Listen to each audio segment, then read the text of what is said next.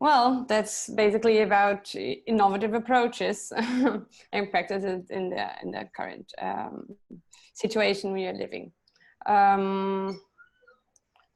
Here. One thing that I believe that is very familiar to the Southern thinking is to do what you need with simply in people and the available resources.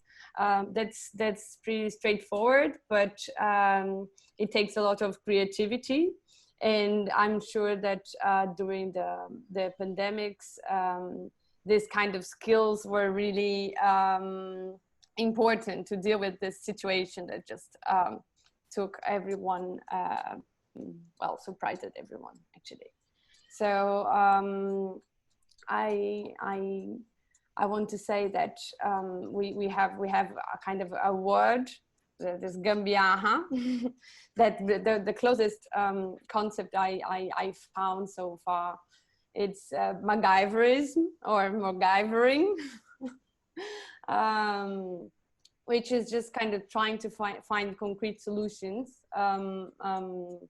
of challenges and that you have in your daily life by just improvising methods and using any available material. Now, of course, it pre-connects to tactical urbanism, which we talk about using light, cheap, and quick solutions to urban challenges, and it also happened a lot and is happening actually because Brazil is just with a very, very difficult political situation, and people are really having to improvise just to survive. Here in Portugal is a bit better in the sense, but still it's happening. One very important aspect of this improvisation is the solidarity networks that just appeared during the COVID, the ones that are physical and the ones that are digital. They were completely essential to maintain any kind of social exchange between people, and also to support people that really are vulnerable in this moment. One very nice example is from Paraisópolis. It's a slum, it's a favela in São Paulo with 7,000 people, 70,000 people. So I mean, it's a whole city basically, and of course they are pretty much suffering with the situation, since yeah, of course basic urban services are not available there, and the state is not there as a provider, but rather as an oppressor. So yeah, people really need to improvise to get going. They had a very successful idea inside this solidarity networks concept, which is street presidents. So they elected kind of 420 volunteers, one person per street, more or less. It was every president was taking care of more or less 50 homes. There still are taking care of 50 homes and monitoring the cases, organizing food, primarily healthcare, and also fighting fake news, because in Brazil, a lot of people, including the president, they say the coronavirus is not really something that people should worry about. What for sure makes everything much worse. So it's important to fight any kind of fake news in this sense. So with this street presidents program, but that was basically self-managed from the community side, they had better results from than the rest of the municipality in general. So yeah, they had like the mortality rate was death rate was 21.7. per 100 people, 1,000 people, but yeah. And that is less than half the municipal average. So that's pretty something, just to say that, of course, that technology and wealth could be very useful for in this situation, but really the solidarity and creativity of people could be very, very helpful in this kind of situations. Many other networks of this kind are popping up or were popping up around the world.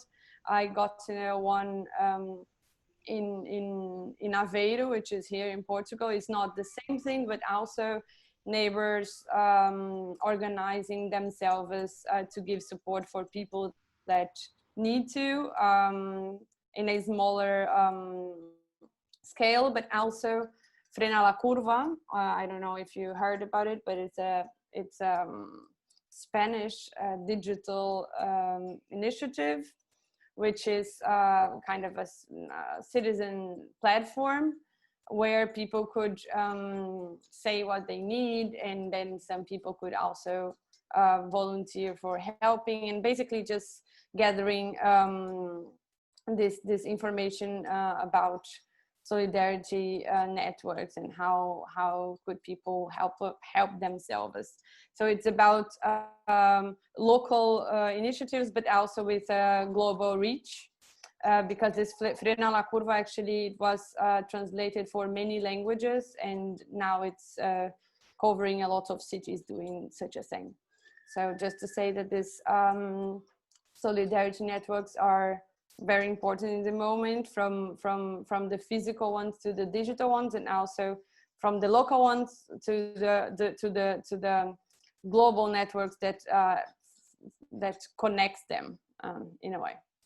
Of course, this making for emergency is really, really important also in the same mindset. And for example, in Brazil, but also in many other countries, I know some from Africa and also Latin America, that a lot of people organize themselves to put sinks in the streets. You can see how people improvise at this sink close to a food place, a street food place, so people could wash their hands and so on, and still kind of keep going with their lives. For sure, these people are not probably in their homes because they can't. They need to work every day to survive. So it's a very precarious situation. And yeah, as Luisa mentioned, I'm part of the City Needs You Institute, that is a SEO from São Paulo, and we are connected to another SEOs from all over the country in the Brazilian network for collaborative urbanism.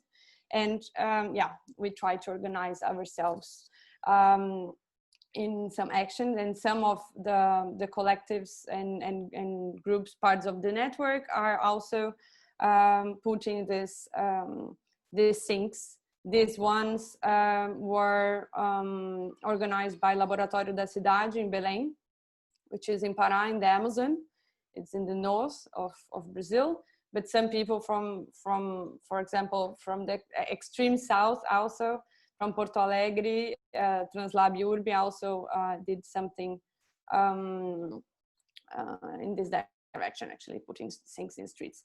Of course, it's really important to have this first spontaneous and quick reaction for what is happening, so people can survive and keep going in a way. But of course, one of the main challenges we have now is just the maintenance of all of these. It's not very sustainable, and financially or time-wise, actually. So and also how it could, for example, be kind of a public policy, or even kind of something more related to the country infrastructure per se, in terms of scale. But yeah, I just wanted to bring this southern kind of reactions to what is happening, and hopefully we will use our creativity on something less less dangerous soon. So, well, thank you. Here is my contact. As Luisa said, I'm a PhD candidate in this day. You here in Lisbon and also in TUV in Austria, and part of the City Needs You Institute. We are happy to connect with you and exchange ideas.